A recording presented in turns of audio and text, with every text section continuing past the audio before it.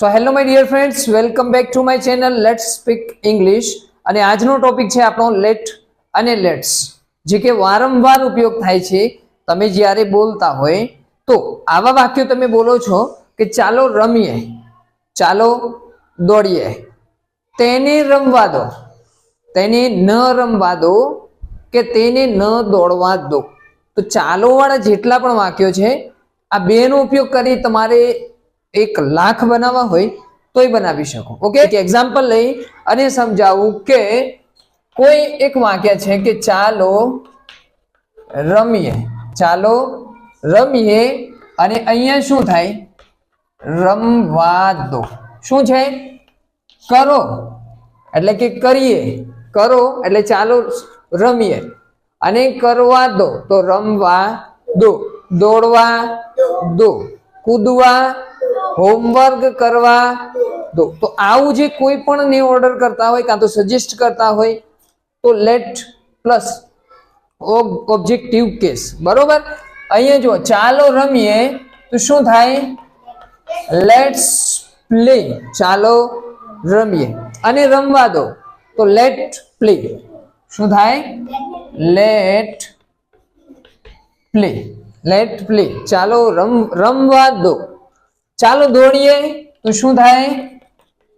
Let's go, sorry let's run, અને દોડવા દો તો લેટ રન. શું થાય?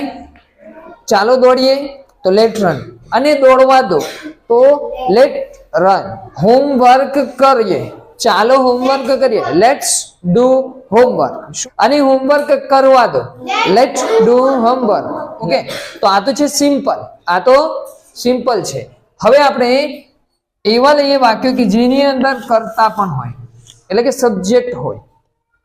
જેમ આપણે કહીએ ચાલો રમીએ, લેટ્સ પ્લે, અને અહીંયા શું છે કે રમવા દો, પણ કોને રમવા દો? મને રમવા દો. મને એટલે શું થાય ઇંગ્લિશમાં? મી. આઈનું શું થાય? Objective case. મેં લખ્યું છે જુઓ કે ઓબ્જેક્ટિવ કેસ. મી એટલે મને, તો લેટ મી. શું થાય? લેટ મી પ્લે, મને રમવા દો. લેટ મી પ્લે, મને રમવા દો. અન્ડરસ્ટુડ? કે અહીંયા છે મને, લેટ મી એટલે કે મને રમવા દો, મને દોડવા દો, લેટ મી રન. શું થાય? Let me. મને હોમવર્ક કરવા દો, લેટ મી ડુ હોમવર્ક. મને ક્રિકેટ રમવા દો, લેટ મી પ્લે ક્રિકેટ. મને પાણી પીવા દો, લેટ મી drink water, let me drink. Okay, ચલો તેને રમવા દો, છોકરો છે તો લેટ હિમ પ્લે, લેટ હિમ. તેને ક્રિકેટ રમવા દો, લેટ હિમ પ્લે ક્રિકેટ. ઓકે, મને ચેસ રમવા દો, લેટ મી પ્લે ચેસ.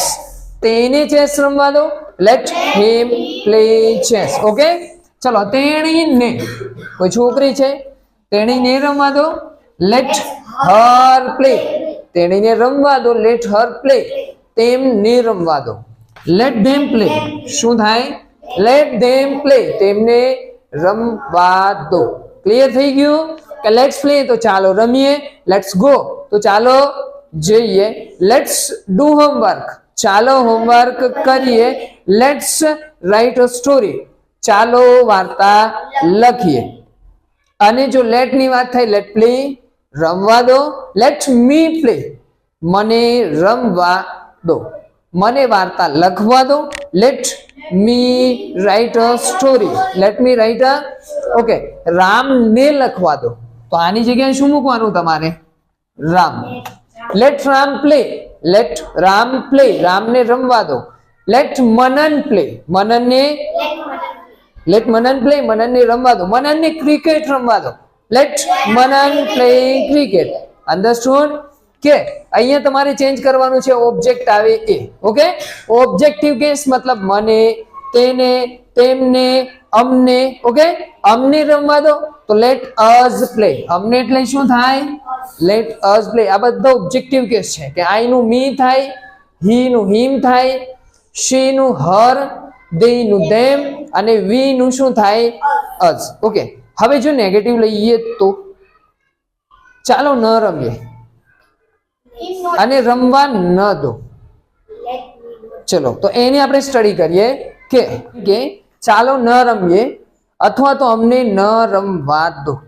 ધ્યાન આપજો બરોબર કે અહીંયા લેટ્સ એટલે કે રમીએ અને લેટ્સ નોટ શું આવે?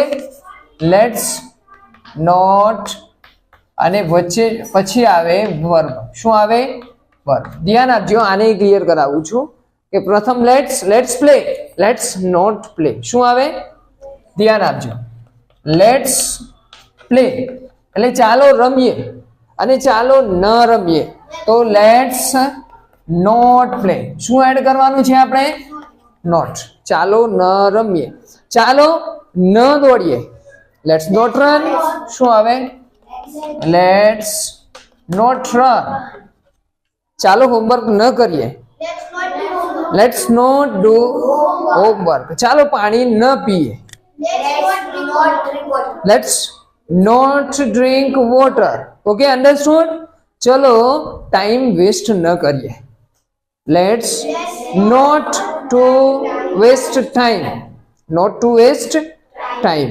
તો ખબર પડી ગઈ કે અહીંયા છે કે નોટ ખાલી તમારે ઇન્ક્લુડ કરવાનું છે વર્બની આગળ. વર્બ એટલે કે કોઈ ક્રિયાની, જેમ કે રમવું તો નોટ પ્લે, દોડવું તો નોટ રન, કૂદવું તો નોટ જમ્પ. ઓકે, અહીંયા શું છે? કરવા દો અને ન કરવા દો. તો અહીંયા થોડું ચેન્જ થાય છે, ડોન્ટ મૂકવાનું. શું મૂકવાનું? ડોન્ટ લેટ અને ઓબ્જેક્ટિવ કેસ. જેમ કે અમને ન રમવા દો. ધારો કે આપણે એક સેન્ટેન્સ લઈએ કે અમને રમવા દો. ધ્યાન આપજો, અમને રમવા દો. લેટ અમને એટલે કે અસ પ્લે, લેટ અસ પ્લે. શું થાય? Let us play. પણ અમને ન રમવા દો મતલબ હા શું થાય? Don't let us play. આની આગળ શું લગાવવાનું છે? ખાલી don't. Don't let us play. અમને હોમવર્ક ન કરવા દો, don't let us do homework. અમને પાણી ન પીવા દો, શું આવે? Don't let me drink water. મને પાણી ન પીવા દો, મને પાણી, don't let me drink water. Okay, તો છોકરો છે કોઈ, તેને હોમવર્ક ન કરવા દો, don't late him do homework. Don't late him do homework. Understood? Clear થઈ ગયું કે પોઝિટિવ છે, જેમ કે લેટ્સ પ્લે ચાલો રમીએ, લેટ્સ નોટ પ્લે ચાલો ન રમીએ. તો આ શું છે? આપણે પોતે બોલીએ છીએ. ઓકે, લેટ્સ પ્લે ચાલો રમીએ, લેટ્સ નોટ પ્લે ચાલો રમીએ, લેટ્સ ગો ચાલો જઈએ, લેટ્સ નોટ ટુ ગો ચાલો ન જઈએ, લેટ્સ ડુ હોમવર્ક ચાલો હોમવર્ક કરીએ, લેટ્સ નોટ ડુ હોમવર્ક ચાલો હોમવર્ક ન કરીએ.